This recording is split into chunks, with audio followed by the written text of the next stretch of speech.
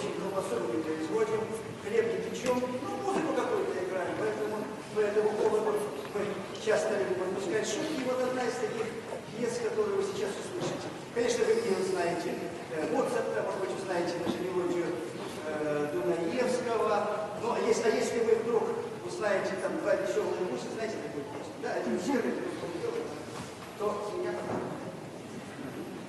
сапожним веселые скрипки.